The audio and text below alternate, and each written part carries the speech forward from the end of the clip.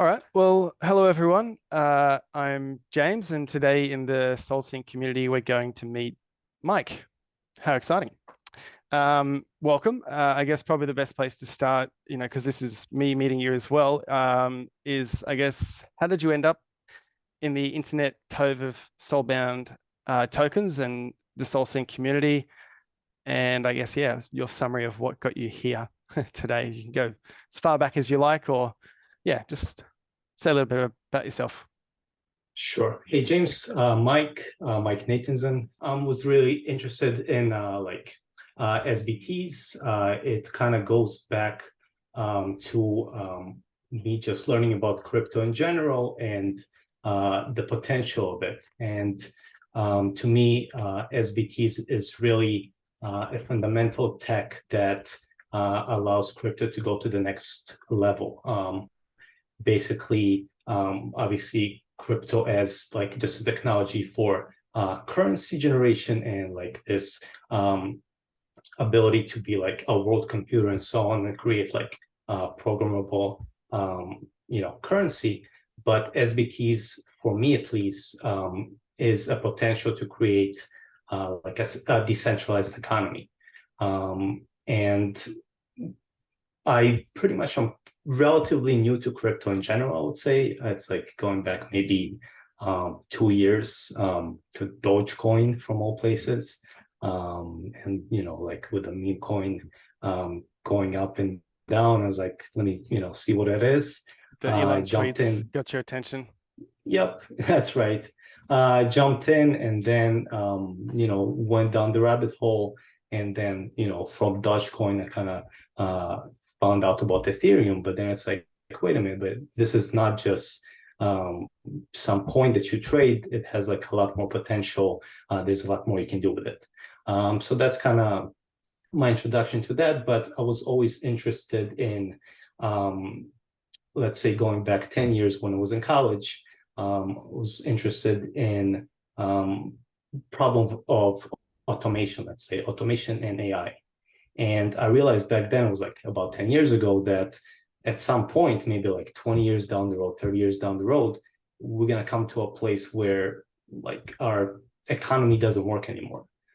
Basically, you can have like massive unemployment, massive just societal problems because of automation. That just the idea that you can automate one sector of the economy, but let's say because of all of internet and the way it works with AI, it can kind of spread really quickly and much quicker than anyone is able to, find other jobs and stuff like that. So back then, about 10 years ago, I was like, well, what can I do about it? There's not much I can do, but I had some ideas, but I kind of had to. I realized, all right, maybe there's some kind of way to do it, but it will require like advanced technology that will take like probably 80 years or so to develop. So I'm like, all right, whatever. Nothing much I can do. I'll just deal with my stuff. But I was interested in economics, interested in kind of on like the societal level, how economics affects people, and what can you do to kind of, better people's interactions and better people's lives, basically.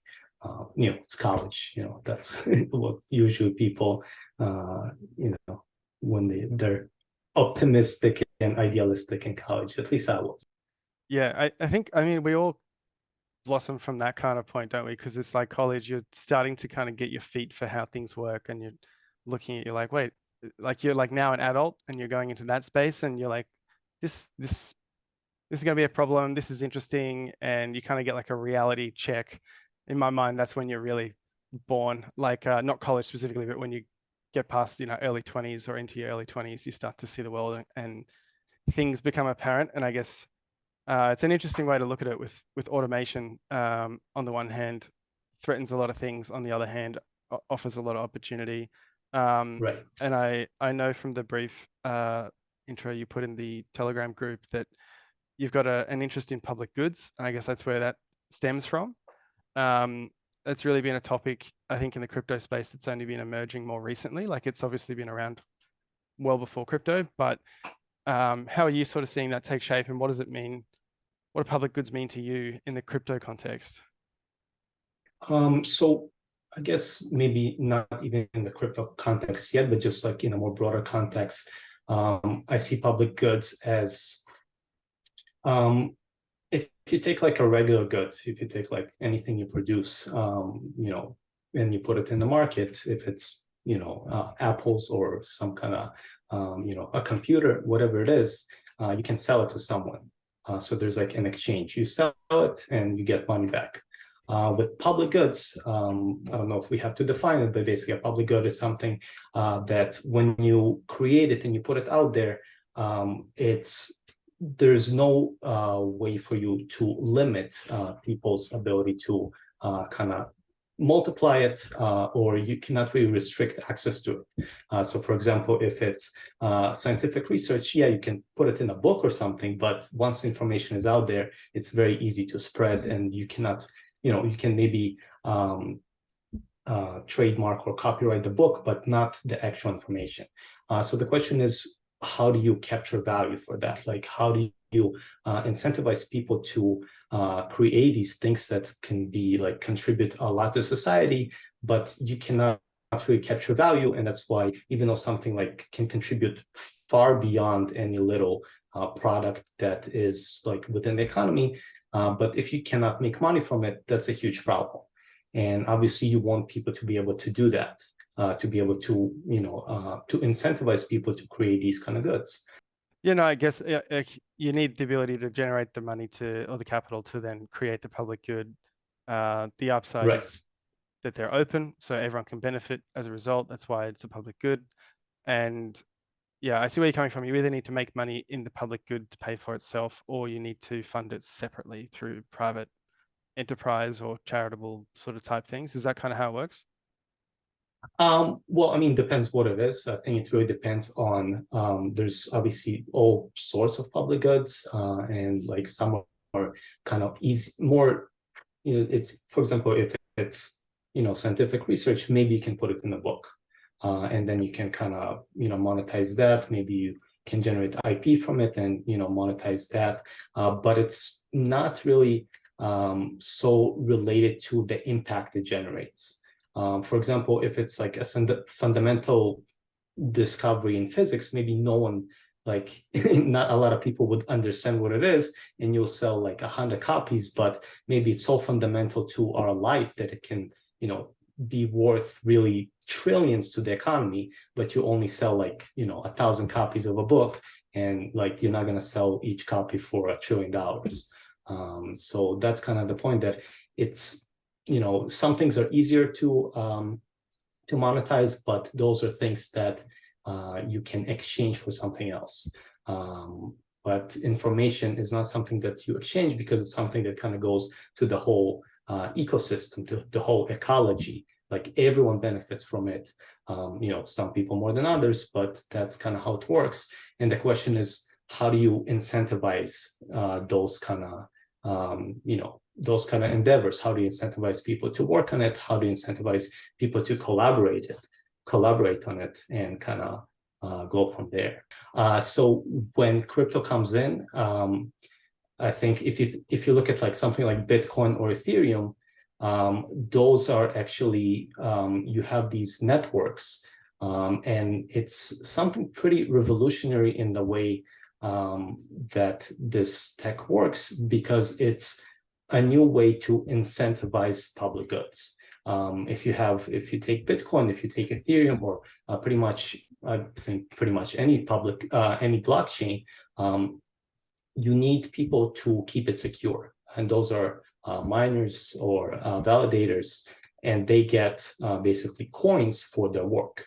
But these coins pretty much come out of nowhere. Like they're added like as a number to the ledger, like additional number comes from nowhere. Of course, Bitcoin says it's up to 21 million, whatever it is, for Ethereum. But the point is that it's a new way to incentivize public goods, because these people created this, benefits everyone in the ecosystem, but you still make it work. And that's something very unique in our economy, because this tech, I'm not aware of any other kind of system that does that other than government, which can, also like, basically give money to whoever, not necessarily by just printing it, but, collecting taxes and giving it to something that's a public good that benefits, supposed to benefit like everyone in the country and so on. So it's a completely different way of doing it.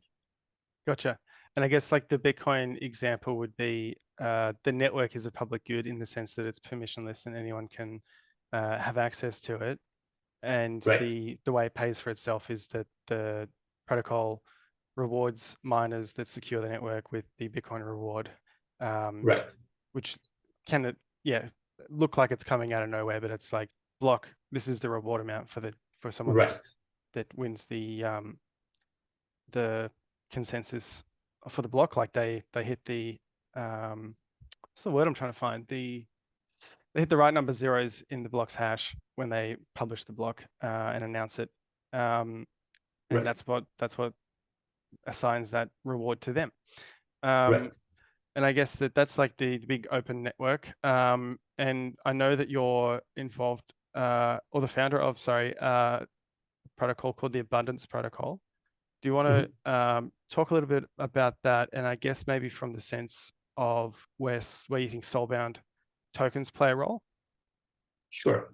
So Abundance Protocol is kind of takes off where like Bitcoin or Ethereum end, which is basically, Ethereum or Bitcoin or, a whole bunch of other blockchains. They allow people to create one type of public good, which is the security of the network.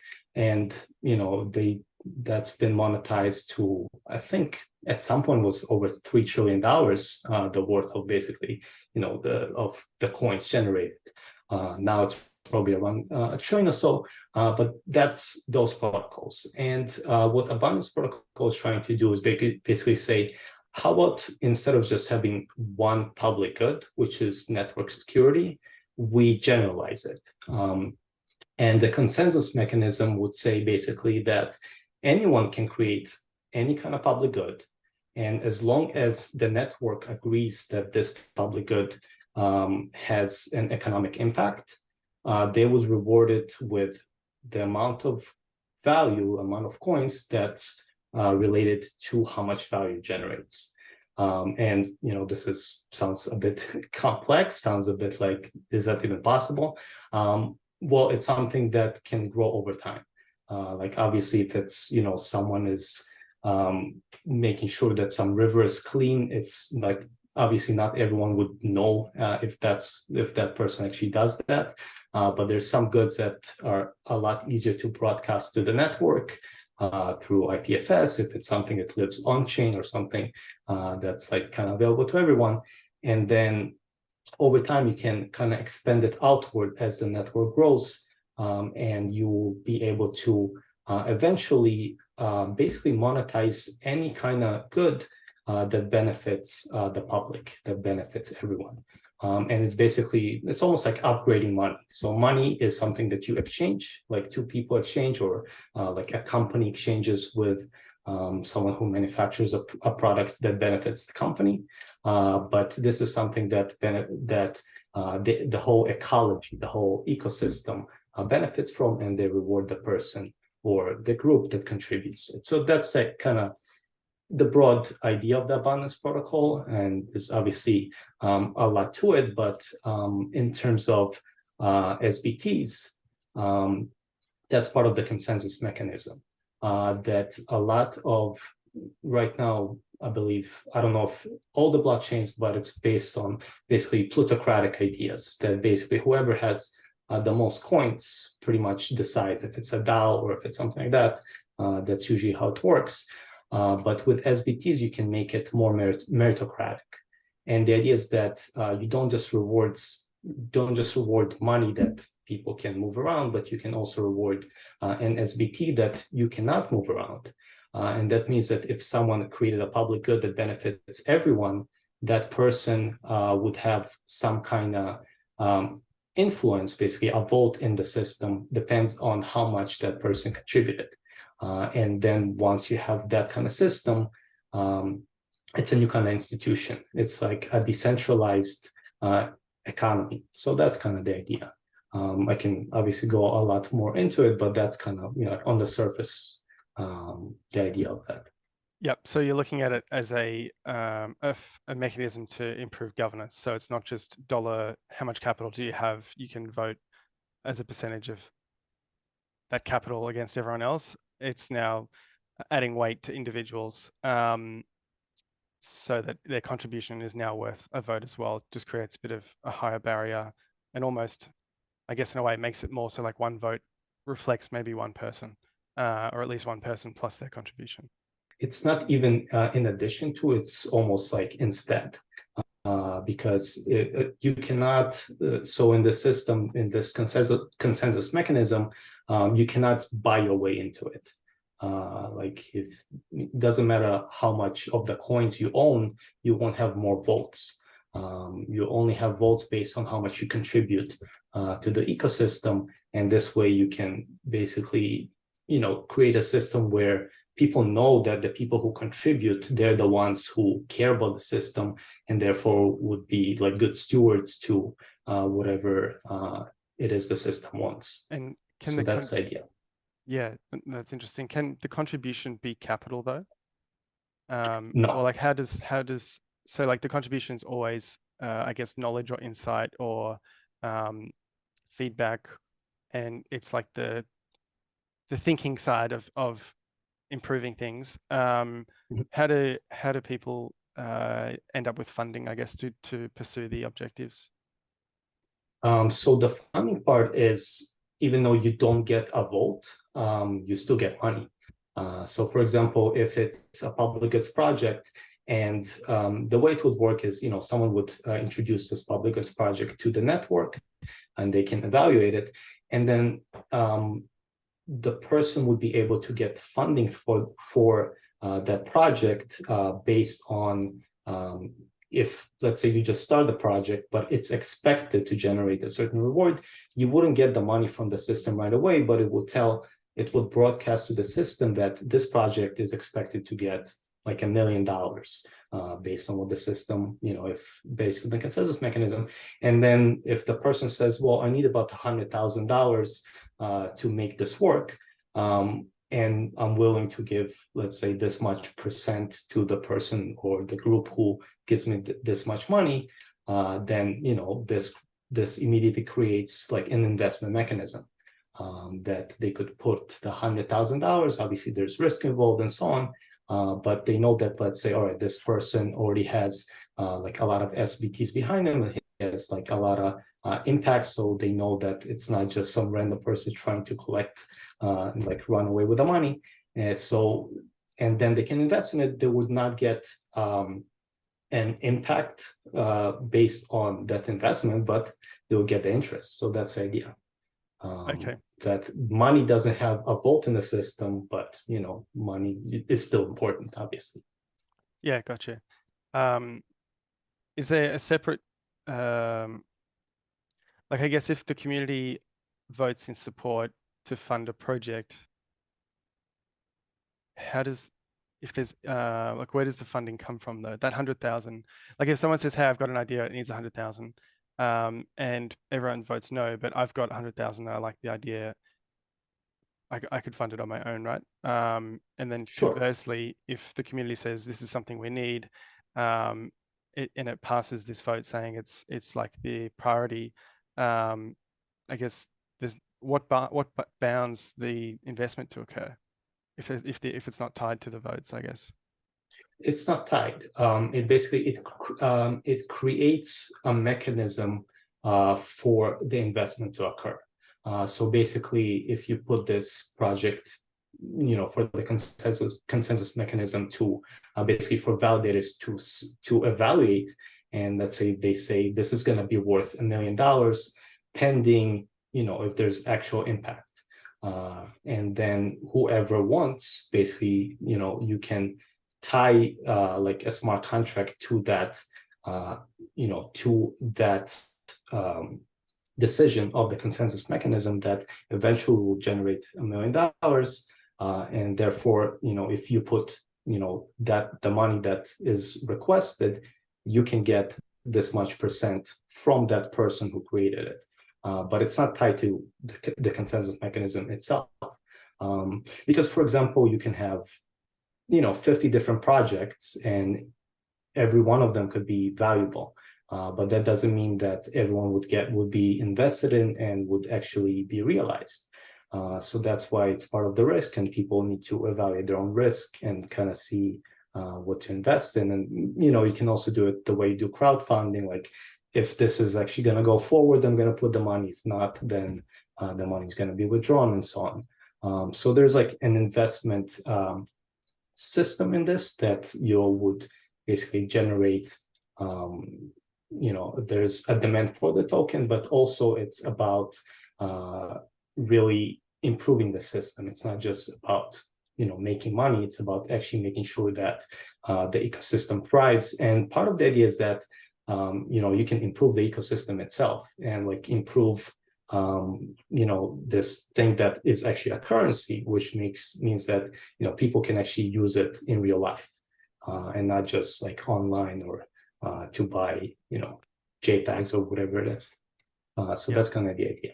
What are they using as the currency? Like an the native. uncorrelated. Okay.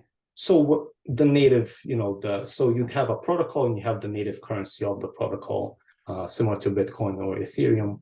But you can also do it on on Ethereum or Polygon or whatever network there is, just as a smart contract layer. So that's kind of how it works. Okay, cool. So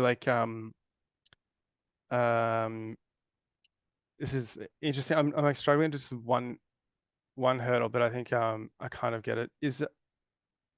So like if the community votes with their soulbound sort of weighting, right? They vote we should fund this project. It doesn't necessarily mean that the funding will come, because you need either that community or someone external to decide to allocate, because the funding's not bound to the votes. And then if someone does fund it, a percentage goes to the people that contributed to, I guess, qualifying that investment or that decision. Like you might have a group of 50 people go, yeah, we've all had a look, we can't think of any problems. And then an external investor might go, okay, well, that looks like this community's done the work, so I'll fund it. They can have a part of the return and I get a separate part. Is that kind of what you're thinking, or?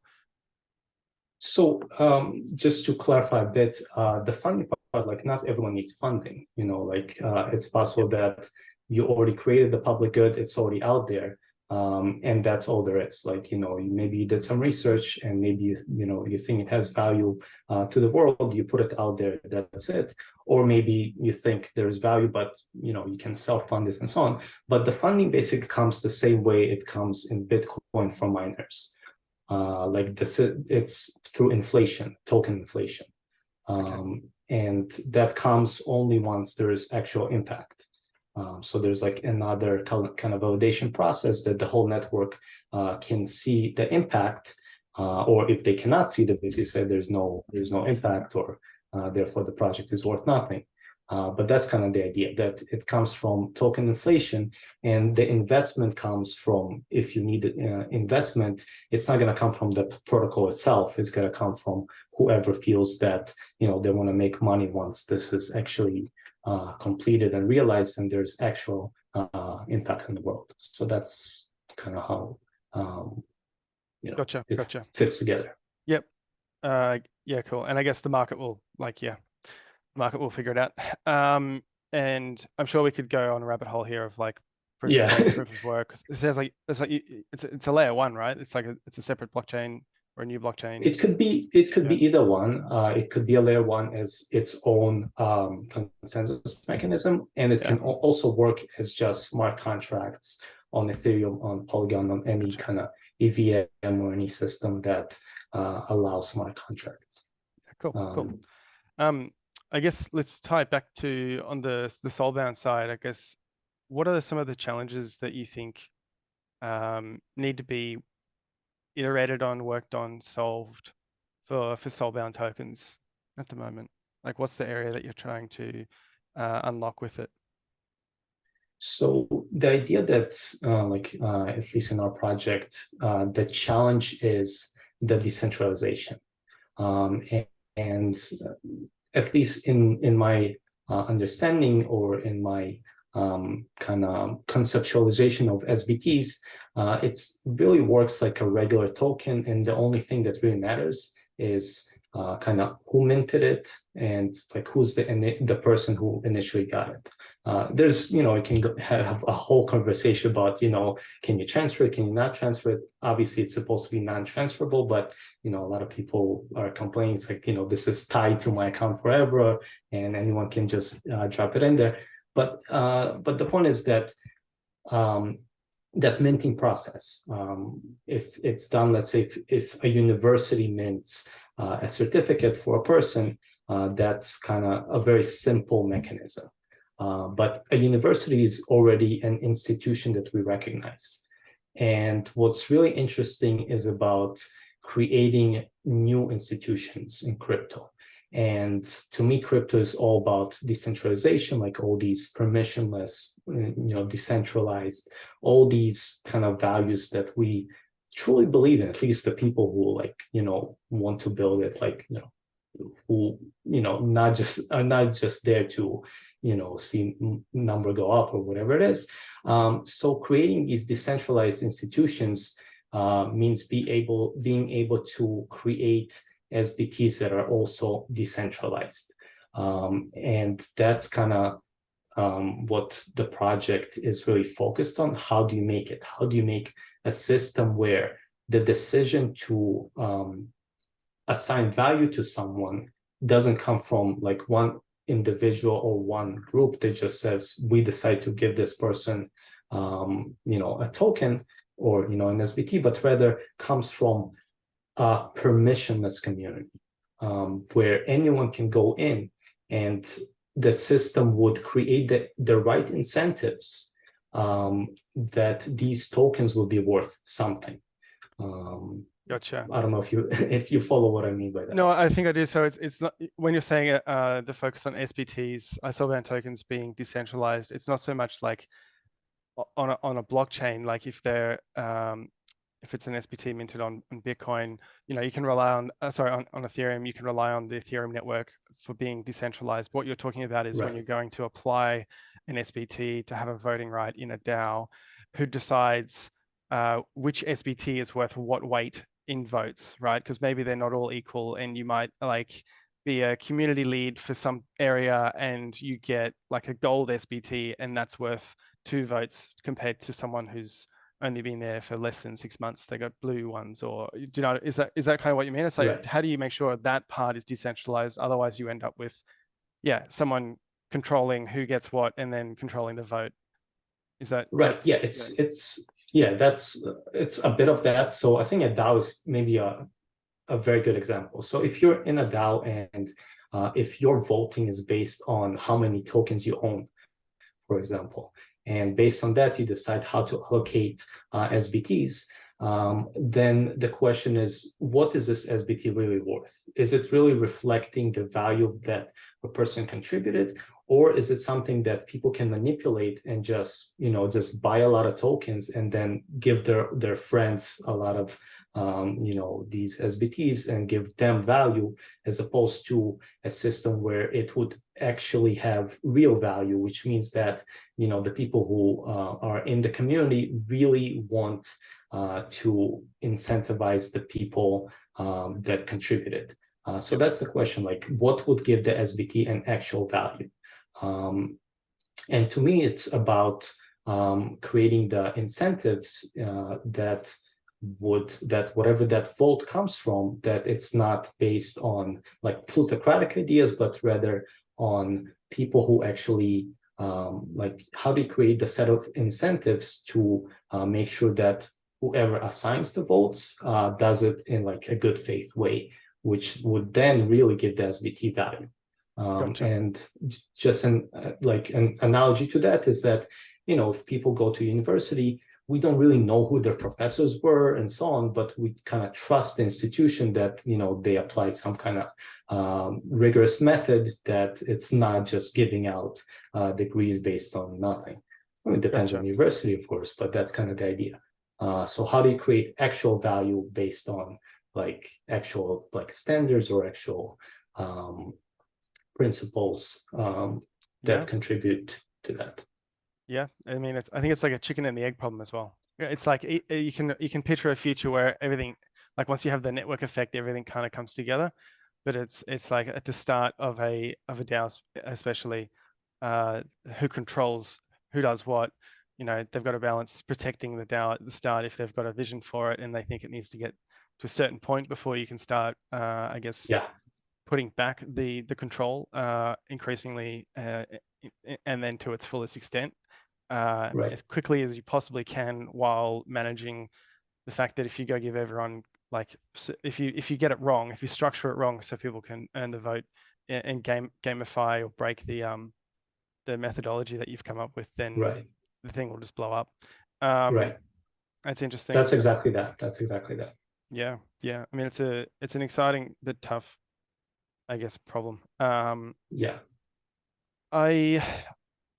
have to keep these short, but I guess the last sort of thing would just be, I don't think I asked you how you got involved in the SoulSync Telegram in the community, how you stumbled across it, and I guess also what do you think you can like help with others that are looking for advice, or I guess maybe if you've got questions or looking at getting more support for yourself, like what would be the kind of conversation that you'd want to start there?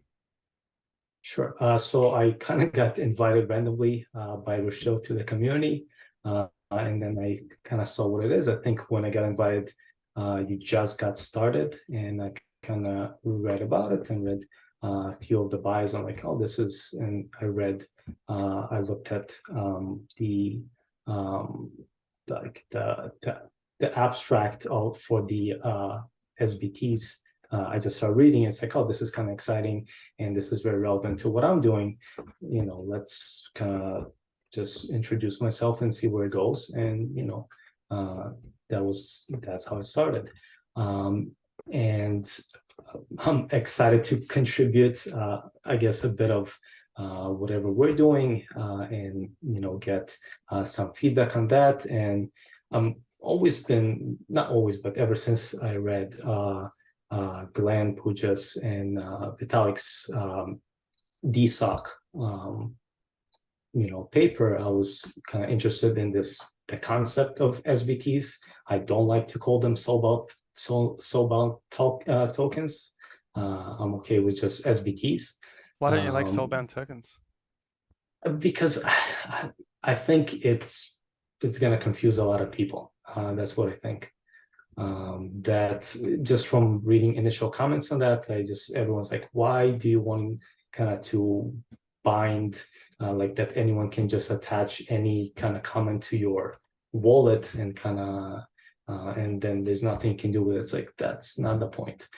So I feel like there's a lot of distraction with the name, whereas the actual potential of the technology is really great. So, you know, I was always interested in, ever since I read that, I was interested in like trying to kind of, you know, find out more about the potential of it. And obviously, you know, it's integrated in our protocol very fundamentally to it. So it's just kind of, you know, binding those together is like a good combination. Nice one. Cool.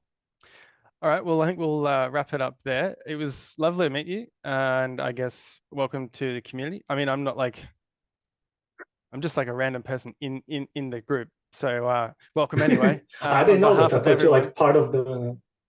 I just joined it, and I thought it looked interesting. It's an interesting area, so I offered to start chatting away to people. See what happens. This completely changes everything.